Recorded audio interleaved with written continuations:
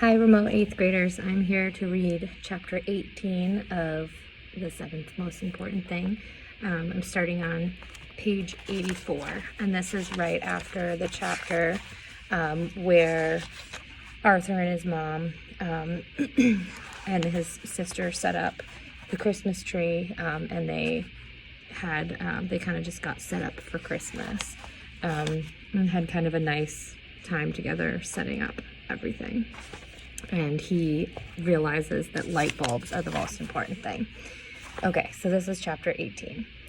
Arthur got 2 weeks off from his probation for Christmas. Of course, he still had 112 more hours to serve, so it wasn't really a gift or anything. Officer Billy gave him the news. He wasn't expecting her visit. In fact, when Arthur looked out the window and saw a cop car pulling into their driveway late on Monday afternoon, his first panicked thought was that something bad had happened to his mom and Barbara. They'd gone shopping after school because Barbara needed new shoes, and his mom needed a nice dress to wear for a big job interview she had at a dentist's office on Wednesday. The dentist was looking for a full-time receptionist. If his mom got the job, it would mean she would quit her 2 lousy part-time waitressing ones. Arthur was trying not to hope too much, but he really wanted her to get it. When Officer Billy stepped out of the car, Arthur released the shaky breath he'd been holding. At least he knew everything was okay with his mom and Barbara, even if it probably wasn't okay for him. So he's freaked out when Officer Billy comes to his house because in the past, a police officer came to his house before and let him know that his dad had died. So this time he's worried that something bad has happened to his sister and mom. But now he knows that nothing is bad is happening to them. The officer was carrying something as she came up to the front door. From a distance, Arthur couldn't tell what it was, but it looked like some type of round container. He figured it was from the junk man, returning something else he didn't like. As he fumbled to open the door for Officer Billy, Arthur wished he weren't wearing the wrinkled jeans and undershirt he'd thrown on when he got home from school. He also hoped he didn't have peanut butter on his teeth from the sandwich he'd been eating.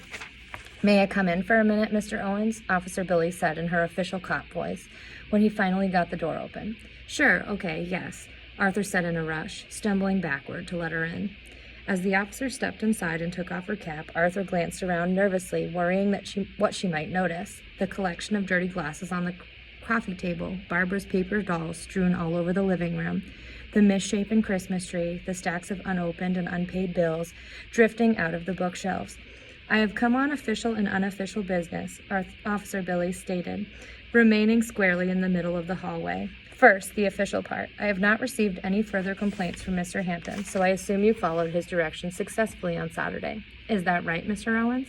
"Yes, ma'am, I guess so," Arthur replied carefully, wondering if the officer had any clue what the directions were. "Well, I expect this will continue to be the case," Officer Billy said crisply.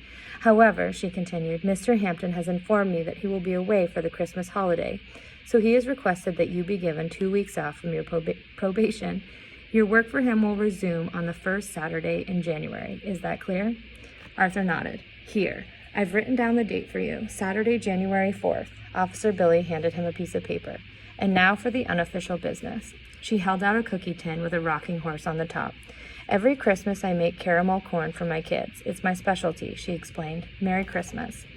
Arthur had no idea how to reply. Officer Billy wasn't the kind of person you'd expect to get a gift from, especially not something she'd made. It also took him a minute to realize that when the officer said "my kids," she probably wasn't referring to her real kids. She meant juvenile delinquents like him. "Stop."